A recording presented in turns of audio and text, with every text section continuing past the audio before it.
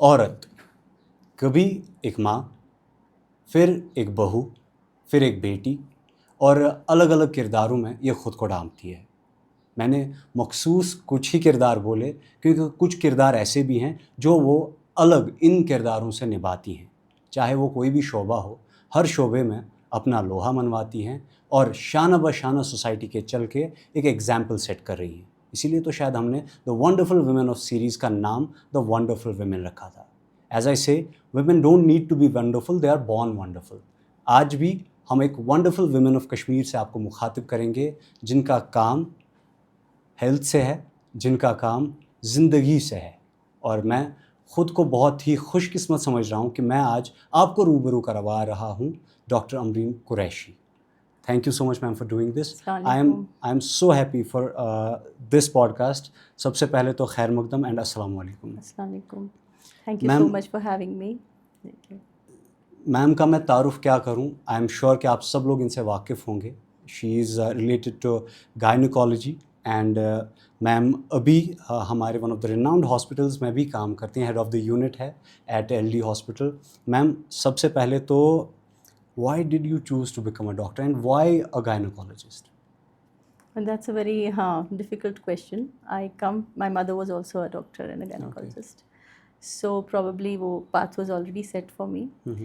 But मतलब whenever I was thinking as a child या मेरे से parents कभी पूछते थे what do you want to be, so मेरे दिमाग में हमेशा ये आता था that I want to be a doctor. Probably because I had seen मेरी मदर को जब पेशेंट्स आते थे and the way they used to, उस ज़माने में जब वो ओल्ड लेडीज़ होती थी, they used to actually lift up their hands and दो एकरस करा. So that gives you a sort of a boost that you want to follow in the same footsteps and you want to do the same thing. So उस तरह से that was वो जो spark वहाँ से start हुई. And then I realized कि it's a very nice field. I like it, though it's becoming very challenging now. But अब तो it was a field set out for me. Challenging से आपको मुस्कुराहट आई and I know why this थोड़ा सा smile आई because whatever is happening around. But I think एक डॉक्टर जो होता है वो सबसे ज़्यादा सेल्फलेस पर्सन होता है। एंड मैं coming back to your profession, coming back to you as a lady, as a mother, as a daughter, as a wife, कितना चैलेंजिंग होता है जब आप अपना घर छोड़ के लोगों की खिदमत में लग जाती हैं। हाँ, विदाउट सेल्फ ग्लोरिफिकेशन मैं ये कहना चाहती हूँ दैट एक डॉक्टर जब डॉक्टरी की पढ़ाई स्टार्ट करता है, मे बी अराउंड 10th के बाद ही वो बच्चा जो है सब कुछ छोड़ देता है। बेशक, है ना।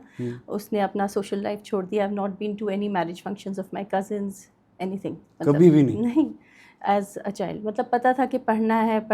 आज नीट होता है, उस ज़माने में PMT होता था। Then, हमारे टाइम पे CET होता था। हाँ, तो वो निकालना है। और जिसमें 1994 में व्हेन आई वाज प्रिपेयरिंग, तो आपके पास जितने आज यहाँ पे कोचिंग सेंटर्स हैं, बाकी चीज़ें, that was not available to you in Srinagar. And you had to compete on Indian, मतलब पैन इंडिया लेवल। बेशक, हाँ। उस टाइम पे भी तो आपका लेवल ऑफ हार्ड वर्क कितना रहा होगा। बेशक, तो वो करना पड़ता है। फिर उसके बाद जब आप कॉलेज जाते हैं, and I went to Mahatma Gandhi Institute of Medical Sciences in Maharashtra. So that's a very well known and renowned college. तो वहाँ पे भी मतलब आपको दिन रात की कोई पता ही नहीं होती है। आपका जो स्टडी टाइम है is never less than 10 hours। Then you are going to wards, clinics, जहाँ पे because you are wearing an apron, everybody is considering you to be a doctor. ठीक है, but you are not actually a doctor, you are just studying to be a doctor right now. तो वो सारे challenges थे। वहाँ जाके एक नई लैंग्वेज सीखनी पड़ी उस टाइम, है ना, मराठी सीखनी पड़ी। Then you do your post graduation, उसमें तो आपकी नाइट्स इतनी लगती हैं, है ना, मतलब every second third day you are on night duty, 36 hours की शिफ्ट्स होती हैं। बट एक पॉइंट है कि उस हार्ड वर्क से, जिसको बोलते हैं ना, सो कशरपेट नार्त्रफ्रोन, वैसे हो जाता है। Because you really learn a lot. You make mistakes also sometimes. As students everybody makes mistakes. You must have made mistakes as a journalist. गलतियाँ सबसे होती हैं। तो उन गलतियों से लेकिन हम सीखते हैं। एंड देन वो चीज़ जो होती है that helps us to build better for our future patients.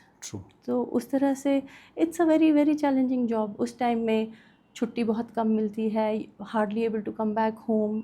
मतलब मुझे याद नहीं है कि मैं 10th के बाद कब रही हूँ अपने घर में, हार्डली कभी जब छुट्टी से आती थी। After that when I came, तो मैं I started working in LD as a senior resident, तो वहाँ पे भी वही हाल है, बहुत हार्ड वर्क है, लोड है पेशेंट्स का, यू रियली कांट डू, मतलब you don't really socialize. So what I realize is that being a doctor, आपको एंटी सोशल आपके फैमिली वाले जो हैं वो डिक्लेयर कर देते हैं. You don't have time to go for their functions. मुबारक पे आप टाइम पे नहीं पहुंचते, ताज़ियत पे आप टाइम पे नहीं पहुंचते, तो वो चीज़ें हो जाती हैं. बट देन ओवरऑल इफ़ अगर आपको अच्छा लगता है ये जॉब, तो it's a very satisfying job, because you're in the end you're helping people. If that was the goal, then it's a very satisfying job. कहते हैं ना, when you know why, you know how. So you find ways. थोड़ा सा मैं इसको lighter note पे लेना चाहता हूँ. आपको मराठी आती है? So मराठी में आप कुछ बोलते थे या अभी भी do you miss speaking Marathi? क्योंकि आप तो शायद आप कम बोलती होंगी. अब तो नहीं बोलती हूँ, बट मला मराठी येते. अरे क्या बात है, ये भी बहुत बढ़िया चीज़ है. अच्छा ma'am, coming to your profession, बहुत सारे मिसकंसेप्शंस हैं, मिथ्स हैं.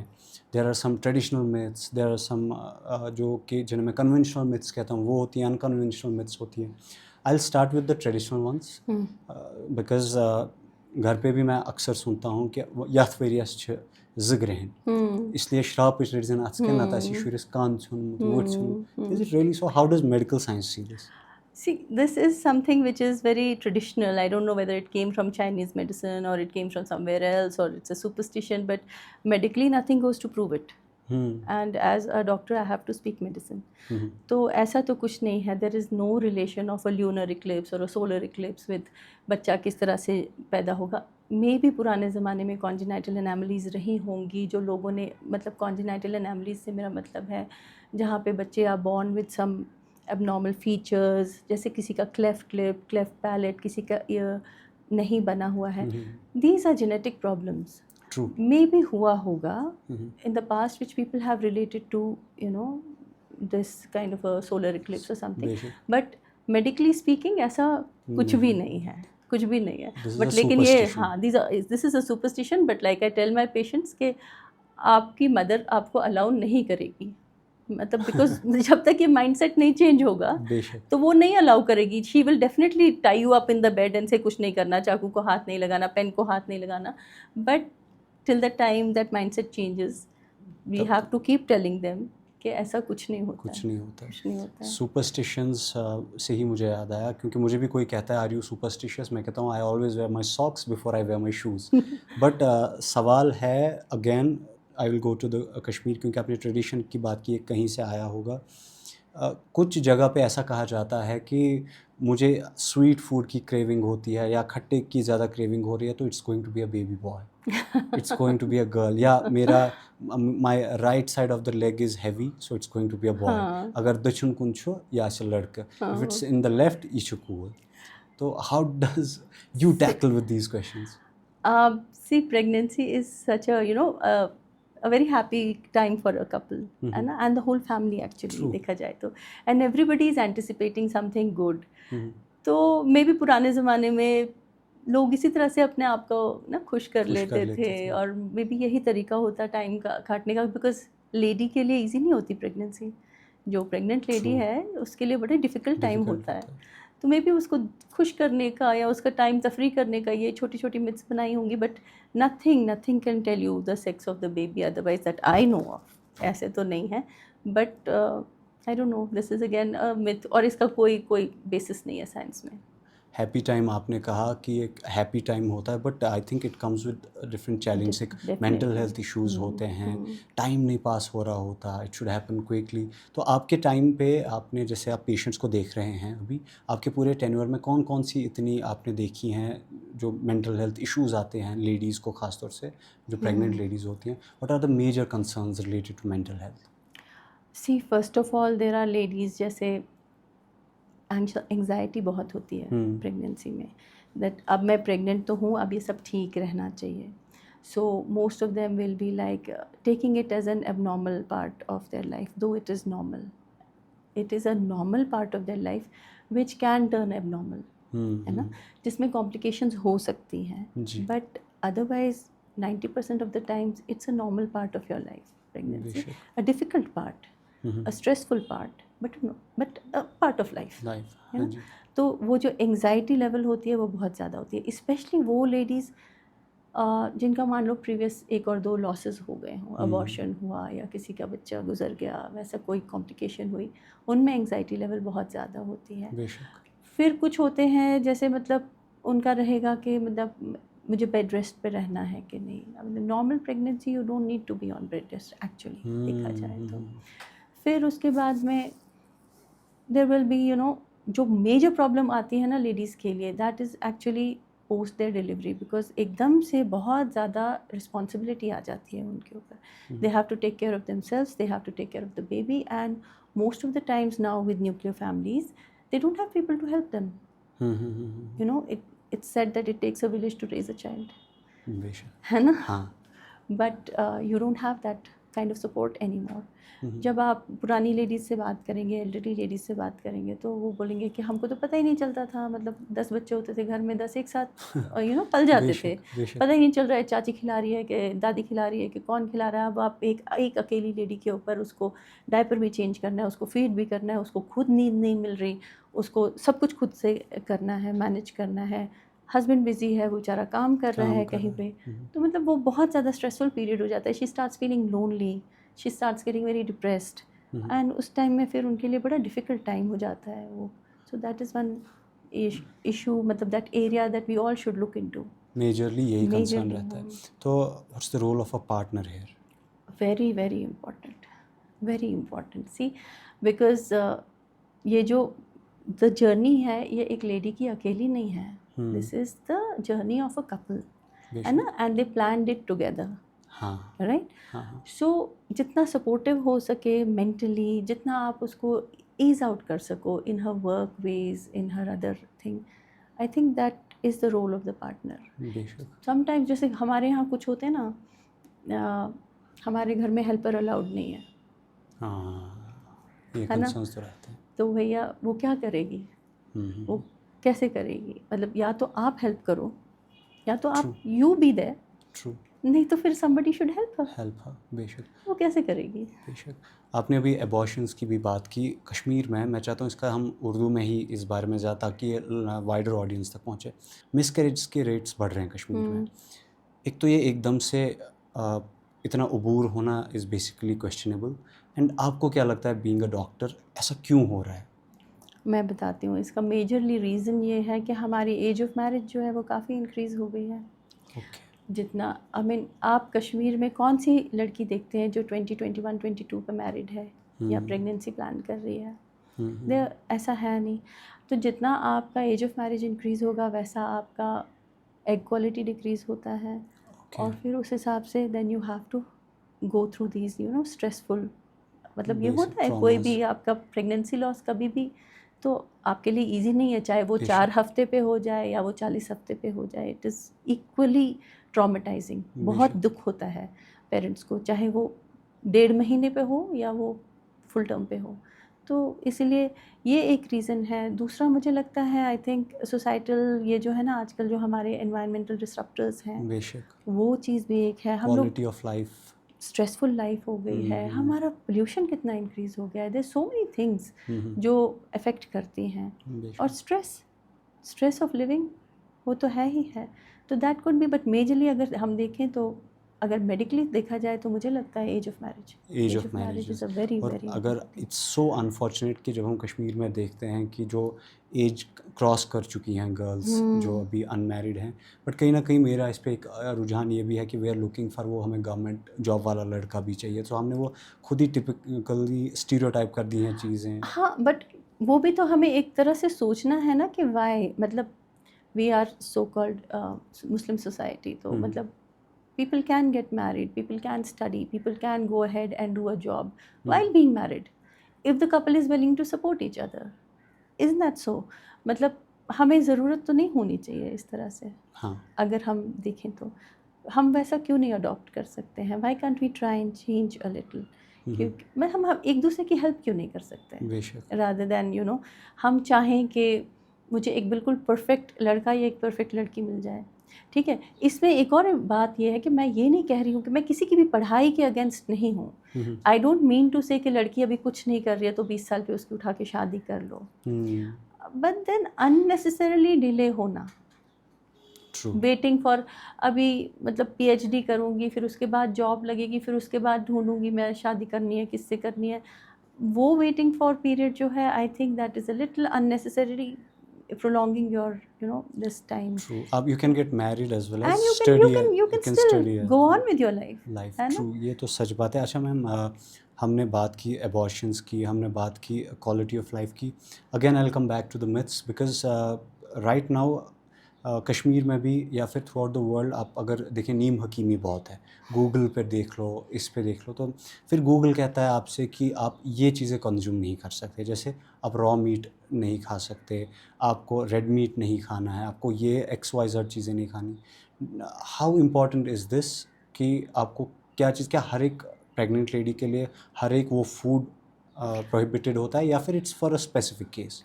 नहीं, देखिए, प्रेगनेंसी में कुछ चीज़ें हैं prohibited in the sense that we would not have, आपके जिन चीज़ों से अबॉर्शन या लेबर इंड्यूस हो सकता है, जिनमें वो नेचुरली वो चीज़ें हैं, वो प्रोडक्ट्स हैं या कंपाउंड्स हैं जिससे लेबर इंड्यूस हो सकता है, अबॉर्शन हो सकता है, जैसे पपाया है, पाइनएप्पल है, those things we do tell them to avoid. But जहाँ से हाँ, रॉ फूड्स आप तभी लेंगे when you know that it is been very specifically clean, है ना, क्योंकि अगर साफ़ नहीं है तो you will end up with infections, and then कोई भी इन्फेक्शन प्रेगनेंसी में होगा तो उसके कॉम्प्लिकेशंस होने के चांसेस ज़्यादा हैं, और फिर उसके बाद उसको ट्रीट करना, बिकॉज आप सारे एंटीबायोटिक्स सारी चीज़ें प्रेगनेंसी में यूज़ नहीं कर सकते, you have limited armamentarium with you, तो इसलिए आपको अवॉइड करना है. रेड मीट के साथ किसी का कोई वो नहीं है, आई डोंट थिंक सो. अच्छा, एक कश्मीर में कहते हैं, इनफैक्ट दे से कि डोंट टेल इट, अभी पहला ट्राइमेस्टर ख़त्म होने दो, बाद में बोलो.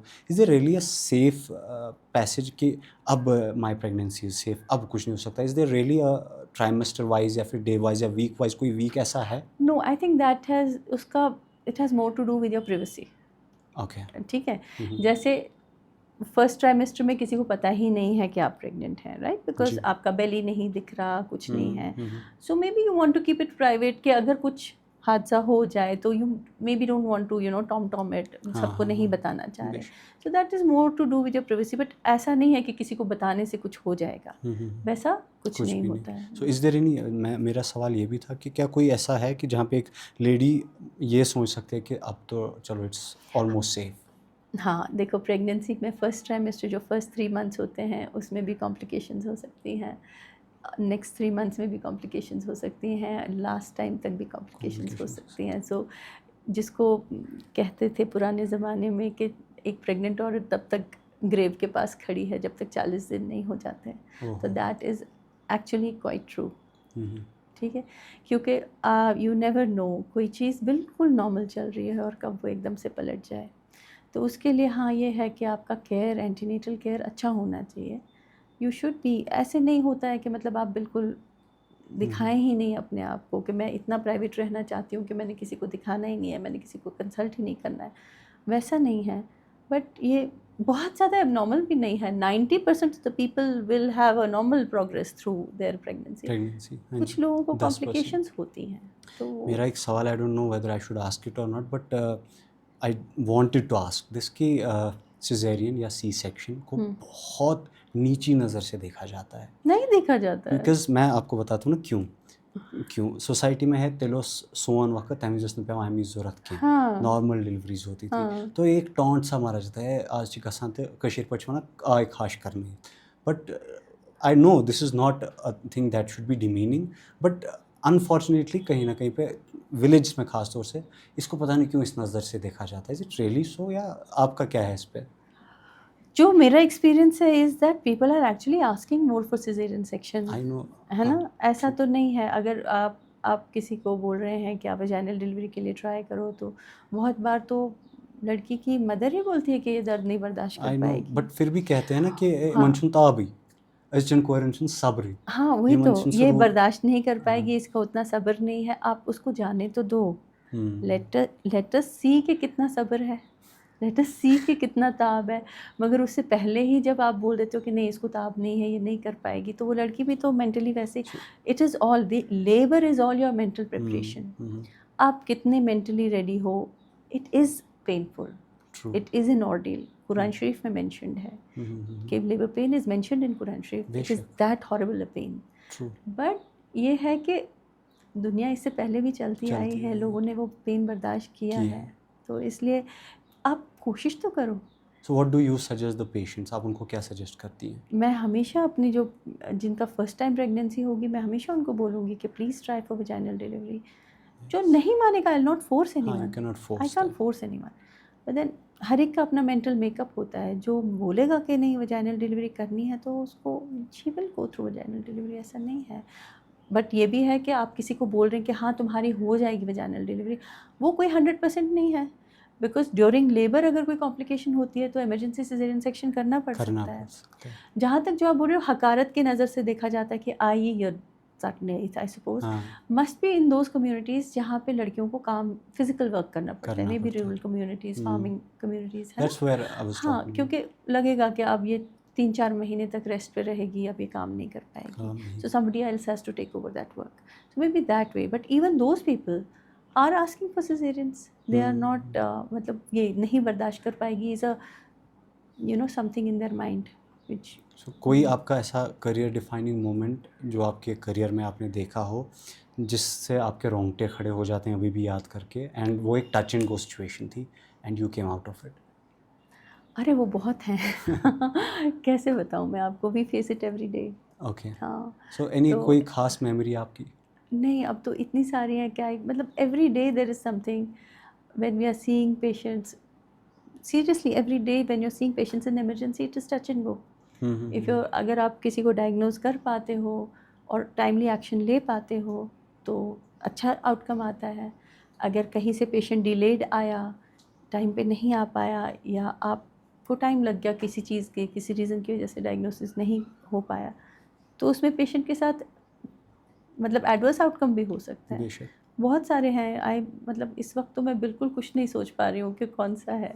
बट देन बहुत सारे होते हैं जहाँ पे हमने, जैसे एक बार मुझे याद है हमारे पास एक पेशेंट आई थी from some very far off place, I think Banihal. और हम लोग रात के कुछ 2-3 बजे LD में ऑपरेट कर रहे थे. मैं और मेरी सीनियर डॉक्टर निघत भी थी वहाँ पे. एंड हम लोग ऑपरेट कर रहे हैं on a patient who was very bad. She had also come from some place.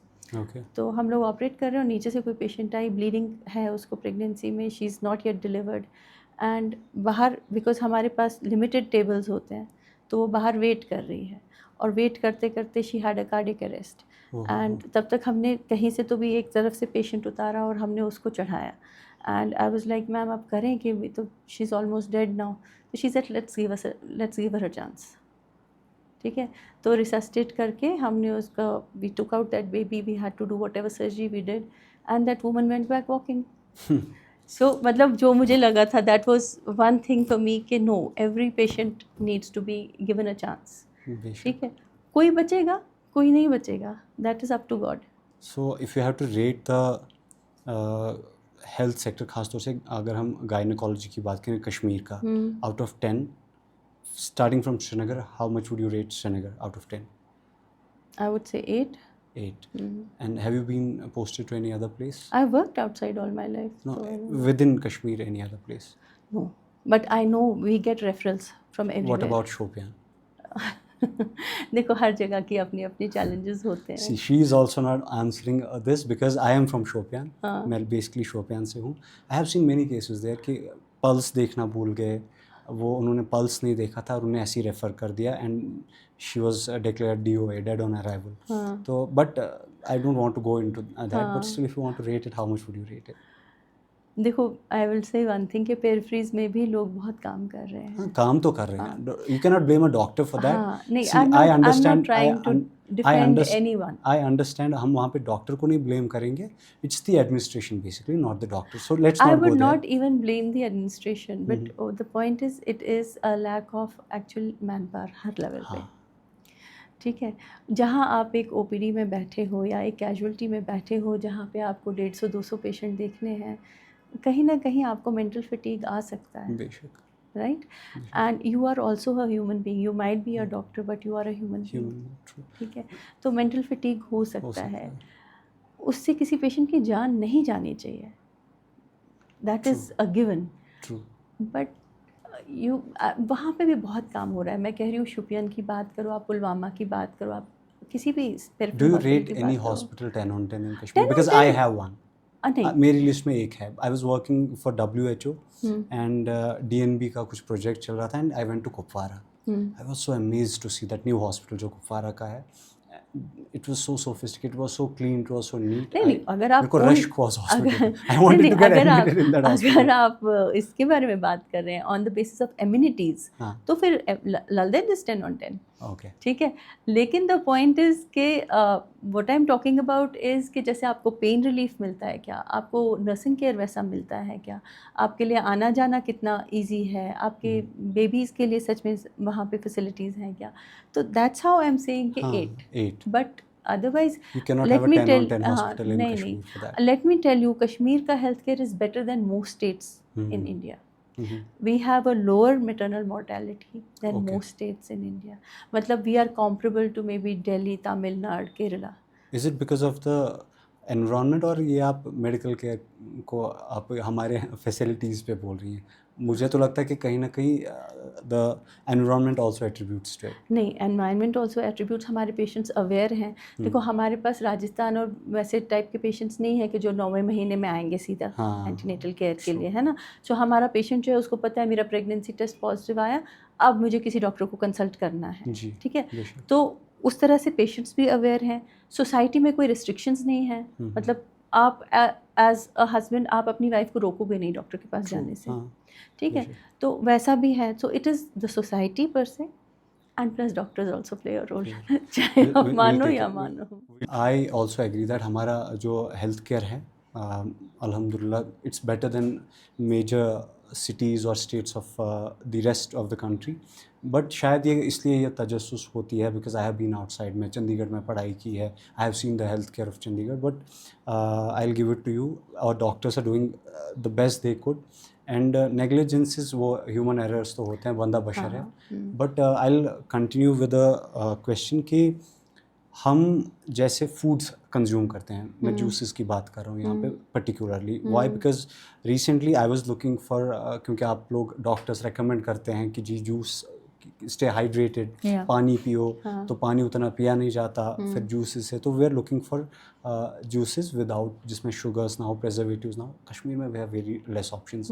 तो we opt for fresh juices. फिर उसमें भी हमारे पास क्या होता है कि उसमें भी हमारे पास या तो अनार होता है फिर या तो लेस ऑप्शन उसमें. ऐसे केस में व्हाट डू यू सजेस्ट कि कौन से जूसेस शुड बी कंज्यूम्ड? हाँ, सो सबसे पहले तो हाँ, हाइड्रेशन जो है प्रेगनेंसी में बहुत बहुत इम्पोर्टेंट है. ट्रू. पहले क्या होता था, पेशेंट्स आते थे और बोलते थे मैं ग्लूकोज पानी पीऊँ क्या. ओके. है ना. उनके लिए होता था कि मुझे ग्लूकोज पानी पीना चाहिए, मे बी उससे मैं ठीक रहूँगी. And that was a very big challenge कि वो भी बंद करना कि नहीं, आपको प्लेन ग्लूकोज नहीं पीना है. That is going to be, मतलब आपके लिए वो अच्छा नहीं है, वो आपके लिए बुरा है. अगर आप नहीं प्लेन पानी नहीं पी पा रहे, आप उसको किसी चीज़ से फ्लेवर कर लो ना. आप उसको मिंट से फ्लेवर कर लो, आप उसको जिंजर से फ्लेवर कर लो. आपके लिए बहुत ज़्यादा कम्बरसम एक जूस निकालना, पहले जूसर होना, फिर जूस निकालना, फिर उसको पीना. आप सिंपल फ्रूट खा लो ना. उससे भी तो आप हाइड्रेट हो जाओगे. ज़रूरी नहीं है, मतलब अगर मैं आपको कह रही हूँ कि आप पानी बहुत पियो और आप पानी नहीं पी पा रहे, आप लस्सी पी लो. सही है ना.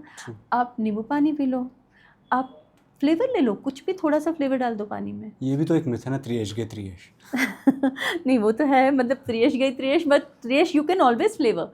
You can always just put a little mint, some cucumber, थोड़ा सा apple in it, and that's easier also. But we don't consider that त्रियश, दैट बिकम्स अ जूस. अच्छा, मैं ये इसलिए कह रहा हूँ मैम बिकॉज हमने रिसेंटली ना एक we just came through this juice.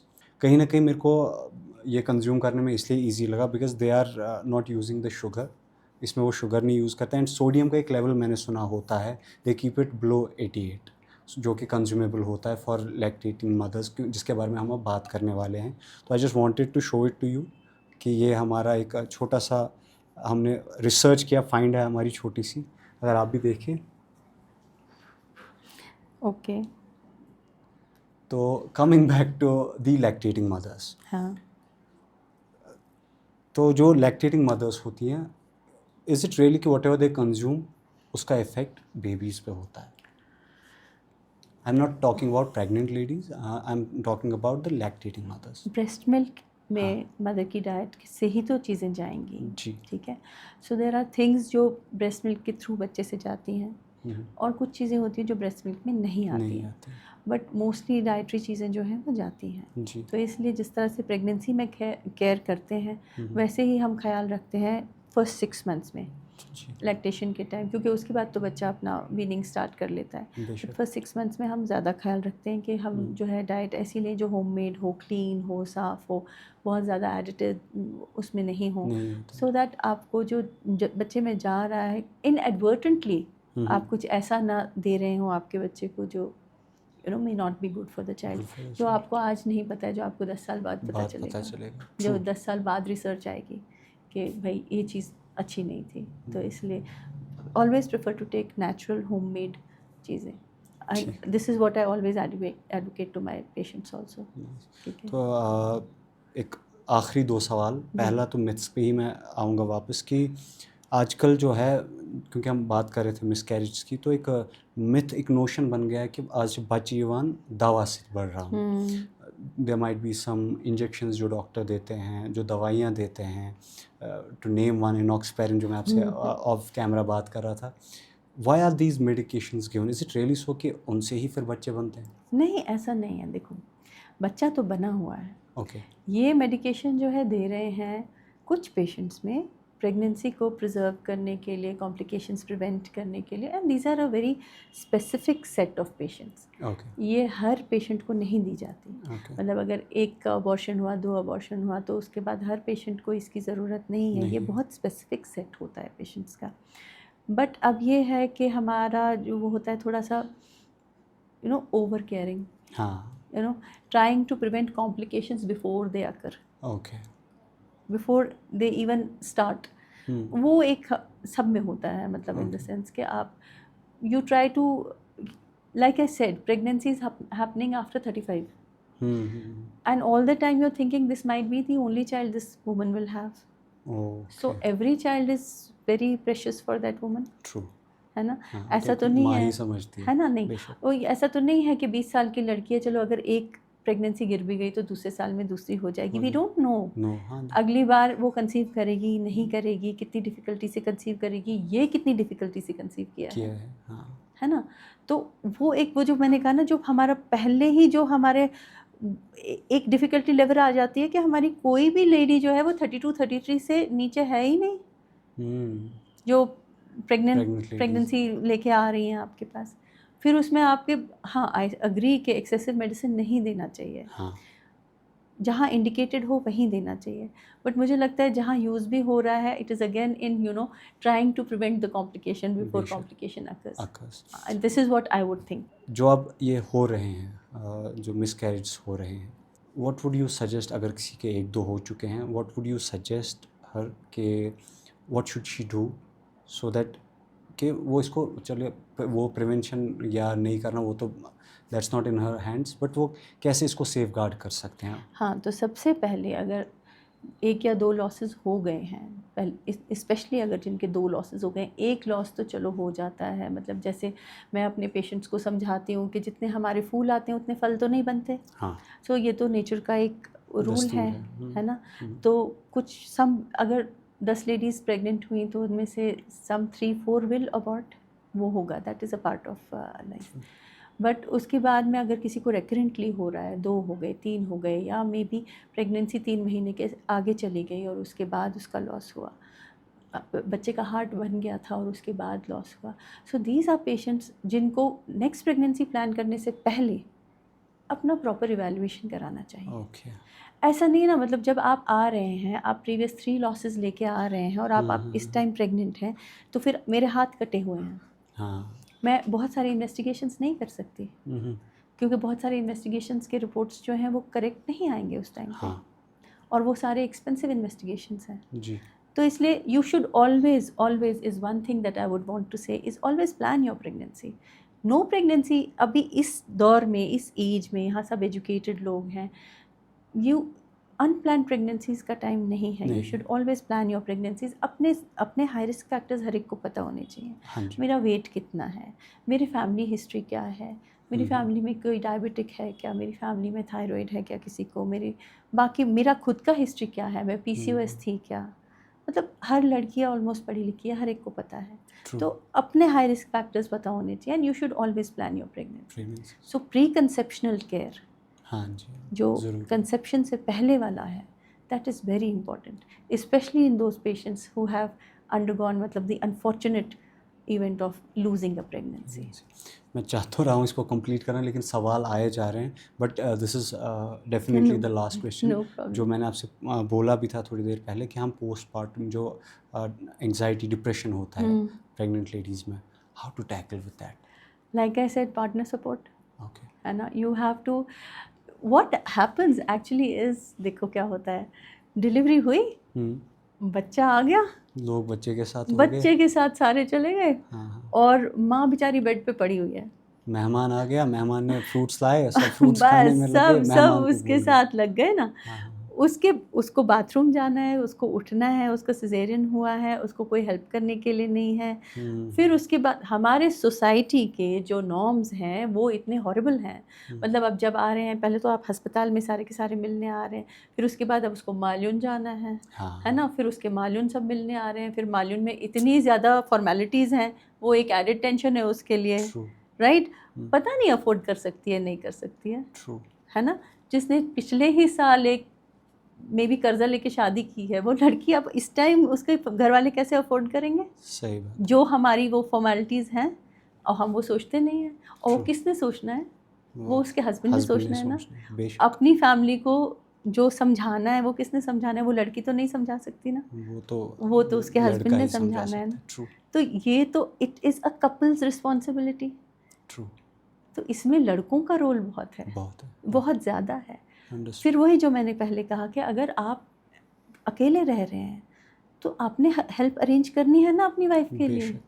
वो आपका भी ख्याल रख रही है, वो कुक भी कर रही है, वो बच्चे का भी ख्याल रख रही है, वो कपड़े धो रही है, बर्तन धो रही है, कैसे करेगी.